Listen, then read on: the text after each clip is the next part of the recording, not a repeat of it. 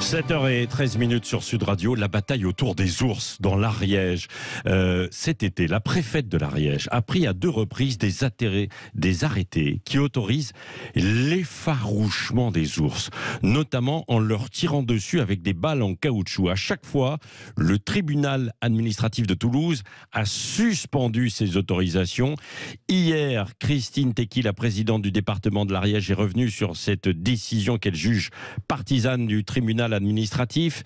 Il y a incontestablement 2 clans. D'un côté, les bergers qui accusent l'ours des attaques contre les brebis. De l'autre, les amis des ours. Alain Rivière est avec nous, donc président, je le disais, du groupement pastoral de Montferrier. Rebonjour.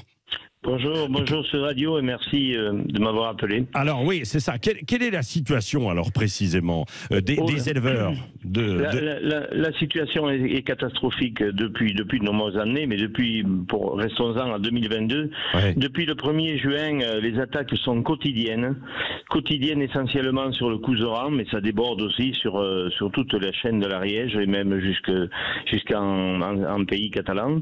Et de l'autre côté jusqu'à Otakam, etc., qui eux subissent les ours et les loups. Mais c'est d'une violence inimaginable, à la fois pour les bergers, surtout pour les animaux aussi. Ça devient invivable, incompréhensible aussi, parce que c'est un sentiment étrange de colère, d'horreur devant ces drames. Et vous parliez de l'effarouchement. Ouais.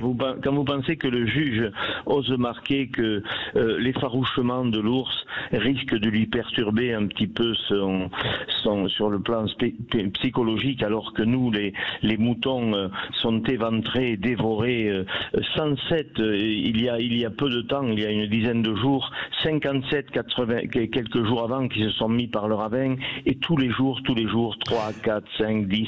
Enfin, il n'y a pas de mots pour décrire vous ne dormez plus, quoi. Vous ne dormez plus, quoi. Psychologiquement, il y a beaucoup d'éleveurs qui sont touchés. Mais qu'est-ce que vous pouvez faire? On avait parlé à un moment donné des grillages électriques. Est-ce que ça peut marcher, ça? Les mesures de protection sont illusoires. Ouais. Tout a été essayé, notamment dans le Couserans, avec des clôtures électriques, les chiens patous qui sont autour, 2 bergers qui dorment qui dorment toute la nuit auprès du troupeau, etc.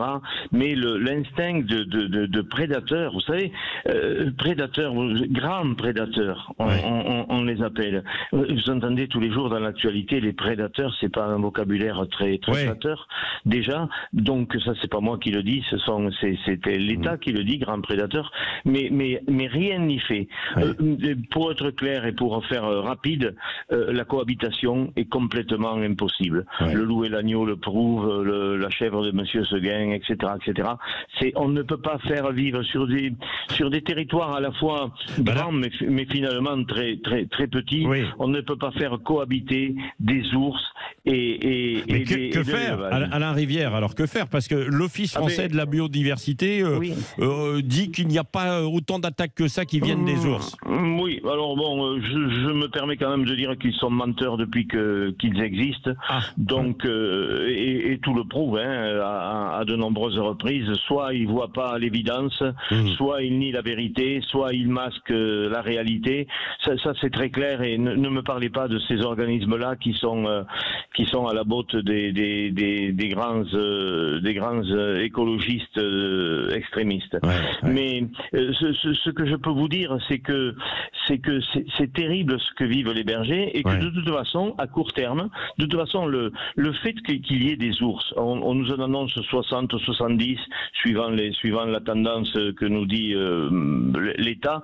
Il y en a certainement beaucoup plus que ça, mais déjà 60, 70. Mais tous les ans, ils font des petits. Ça veut dire qu'à terme, il va y en avoir 100, 150, 200. 100, ils doivent y être déjà. Donc ça devient impossible.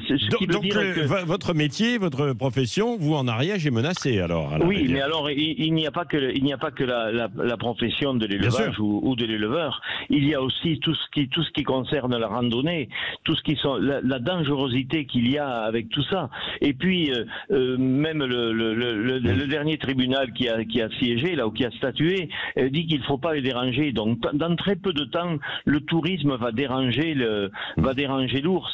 Alors, je ne sais pas si on veut actuellement ou des hommes et de la vie dans les montagnes ou autre chose. Vous savez, le pastoralisme depuis la nuit des temps, depuis les rois mages, on peut remonter très loin. C'est lui qui a fait belles les montagnes. Ouais. C'est lui qui fait que tous les ans, quand arrive le 15 juin, il y a un tapis de fleurs invraisemblable. Moi, j'ai répertorié, rien que sur la petite station de ski des Monts d'Olme, plus de 250 fleurs différentes entre le 15 juin et le 15 juillet. Ça, c'est la biodiversité, c'est l'écosystème. Et la cohabitation n'étant pas possible, on ne peut pas modifier. On ne peut pas modifier le pastoralisme. C'est pas modifiable. Vu le relief, vu la météo, vu la transmission génétique et la mémoire génétique de la mère, de la brebis à son agneau, de la jument à son poulain, de la vache à son veau. Depuis ça, c'est démontré partout. Ils vont tous se réfugier à tel endroit quand il fait chaud, se mettre à l'abri quand il fait froid, etc. C'est pas modifiable. Bon, Alain Rivière, on voit votre colère et une partie de désespoir. On reviendra évidemment sur ce dossier. Permettez-moi quand même d'ajouter que ce ne sont pas des mots. La santé des bergers. Moi, j'y ai laissé la mienne. Ça, je vous le dis de suite. J'ai laissé la mienne. Vous voyez, vous me faites pleurer.